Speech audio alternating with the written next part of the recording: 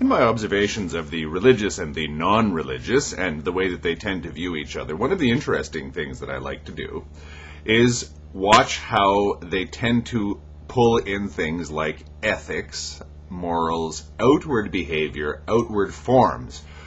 The big debate these days is, in many countries, is the issue of gay marriage, gay adoption, this kind of thing. Now, I really wonder what on earth this has to do with religion or atheism or belief or non-belief of any kind. It seems bizarre that the religious should be saying, well, I believe in an ever-loving God, and love as I have loved, and love thy neighbor as thyself, etc., etc., while at the same time saying that I love you, but you are somehow less valid, or the way that you live is less valid than mine. And I come at this from a religious point of view. By the same token, plenty of people, plenty of self-professed atheists or skeptics or seculars, or however you'd like to define these people, tend to look at the religious people, or the quote-unquote religious people, I suppose, and say, see how immoral these people are? They preach a lovely sermon, and then they go and say,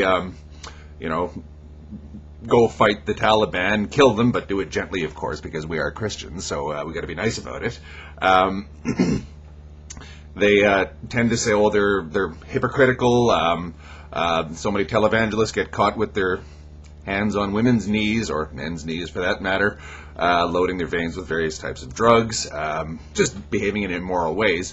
And this is, of course, a reason to lambaste the religious, because they're no more moral than anyone else, but they like to stand up on their soapbox and say that they are. I wonder what any of this has to do with religion or non-religion, religion or atheism. How does it prove or disprove God if someone is a homosexual, or if someone takes crystal meth, or if someone likes to eat chocolate bars, or if someone is anorexic, or if someone cheats on his wife or shoplifts? How can this possibly have the slightest bearing on any of this? On religion, one way or another? My petty little actions don't really affect the fundamental nature of the universe one little bit. The world is. My belief in it, my non-belief, my conduct, my non-conduct, my faith or non-faith have no effect on it. Now, I'm not preaching a load of nihilism here, or hopelessness or anything. I'm just trying to point out that rather than attempting to say this is the way things are, how about we honestly look at or search for our own knowledge of the way things are, or really just search for plain old knowledge?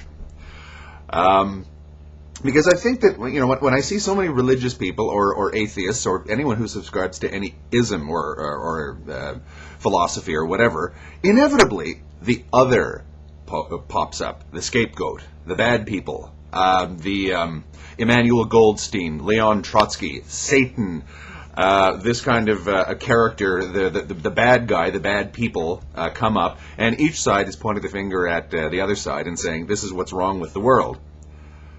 But nobody is really stopping and actually looking at the world. One would assume that if you're preaching atheism, or I shouldn't even say preaching atheism, if you're an atheist, you should sort of, in some sense, know that there is no God, and not really go around talking about it. But you see, it does seem to be an aspect of human beings that we instinctively form groups where we want to be on this team and be against that team. That's how we define ourselves as human beings. Now, this is fine if that's how we are as a species, but it doesn't really change the way the universe really is. That's why I tend to see atheist people as just another sort of religion, another sort of faction in human society, with their own set of beliefs, their own version of sermons, their own version of Bibles, their own version of dogma, all the very same things that they generally ascribe to the religious people, their own intolerances even. Oh yes, their own intolerances. So, rather than expounding atheism or forming atheist societies or acting generally as a mirror image of the religious, why not just ponder what a fascinating concept this is, this business of a universe devoid of divinity, devoid of God? Because this is precisely what I would tell a fundamentalist religious person to do. Do you realize what you're talking about when you say that you believe in God? Have you any idea the enormity of that statement? Do you have any idea as to the enormity of even your own limited definition of God? Do you really grasp what you're saying when you say this? By the same token, if I say there is no God, really, that's almost in some ways saying that there is a God, because you're saying that the universe is infinitely complex and mysterious and unknowable, just in the same way that as a theist or a Christian or a Muslim or whatever is doing. But it's just mysterious in a different way. You're saying science or logic, reason will solve everything. Okay, we'll push these science, logic, and reason as far as they go, and they go off the map just as quickly as the religious view does. So, if you actually sat back and pondered scientifically what the universe was like, I think that you would stand just as much in awe of it as a religious person would in standing in awe of God. You're just using different symbols to describe exactly the same thing. Thank you.